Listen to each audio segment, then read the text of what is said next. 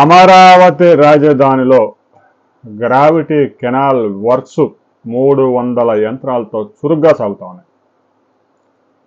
7.84 కిలోమీటర్ల పొడవైన ఈ గ్రావిటీ కెనాల్ అమరావతి రాజధానిలోని వర్షపు నీటిని రిజర్వాయర్లకు తరలించేందుకు ఈ గ్రావిటీ కెనాల్ నెదర్లాండ్స్ సాయంతో చేస్తున్నారు. పనులు పెద్ద ఎత్తున జరుగుతుంది. ఇక అమరావతి రాజధానిలో నీరుకొండ దగ్గర రిజర్వాయర్, కృష్ణాపాలెం దగ్గర రిజర్వాయర్, శాఖమూరు దగ్గర రిజర్వాయర్ పనులు కూడా శరవేగంగా కొనసాగుతూ ఉన్నాయి. మరొక వైపు కొండవీటి వాగు 24 కిలోమీటర్లు ఏదైతే ఉందో ఆ వాగు విస్తరణ, 16 కిలోమీటర్ల పాలవాగు విస్తరణ పనులు కూడా 560 యంత్రాలతో చేపట్టారు. అమరావతిలో వర్షం పడితే సహజంగానే ఒక 2-3 రోజులు నీరు నిలుస్తుంది. ఎందుకంటే గ్రావిటీ తక్కువ ఉంటుంది.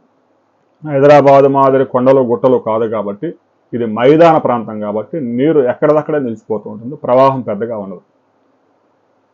అందువల్ల నిర్మాణ పనులకు కూడా ఆటంకం కలిగే అవకాశం ఉంది. భవిష్యత్తులో నిర్మాణాలన్నీ పూర్తయిన తర్వాత ఆ యొక్క ఆఫీసుల నుంచి కానీ, కార్యాలయాలు ఏదైతే ఉన్నాయో కార్యాలయాల నుంచి కానీ, ఇళ్ల నుంచి కానీ వచ్చే మురుగు ఉంటుంది. ఆ మురుగు ప్రవాహానికి కూడా పెద్దగా గ్రావిటీ లేకపోతే ఇబ్బంది అయ్యే అవకాశం ఉంది.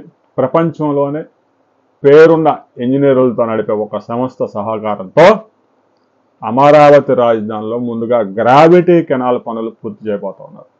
రాబోయే 2-3 నెలల్లోనే ఆ గ్రావిటీ కెనాల్ పనులన్నీ పూర్తయిపోతాయి. దాదాపు 40 అడుగుల లోతుతో 110 మీటర్ల వెడల్పుతో ఈ గ్రావిటీ కెనాల్ వస్తుంది. అమరావతి రాజధానిలో ఎంత వర్షం పడ్డా కూడా మొత్తం లాగి పడేస్తుంది. ముందుగా ఈ మట్టి పనులు పూర్తి చేసుకుంటే అమరావతి రాజధానిలో నిర్మాణాలకి ఎలాంటి ఆటంకం లేకుండా పోతుంది. ప్రస్తుతానికైతే బెట్ట పరిస్థితులు ఉన్నాయి కాబట్టి నిర్మాణ పనులు చురుగ్గా సాగుతాయి. అయితే వరుసగా 4-5 రోజులు వర్షాలు పడ్డప్పుడు పనులు నిలిచిపోయే ప్రమాదం ఉంది. గ్రావిటీ కెనాల్ కనుక పూర్తయితే ఆ ప్రమాదం కూడా తప్పుతుంది. రాబోయే కొద్ది రోజుల్లోనే గ్రావిటీ కెనాల్, 3 అతిపెద్ద రిజర్వాయర్లు, కొండవీటి వాగు విస్తరణ, పాలవాగు విస్తరణ, వీటితో పాటుగా ట్రంక్ రోడ్స్ 310 కిలోమీటర్ల ట్రంక్ రోడ్స్ నిర్మాణం శరవేగంగా కొనసాగుతోంది. ఇక రైతులకు ఇచ్చిన ఫ్లాట్స్లో మౌలిక సదుపాయాల అభివృద్ధికి తాజాగా 910 కోట్లు మరోసారి రిలీజ్ చేశారు. ఆ పనులు కూడా ప్రారంభం కాబోతోంది.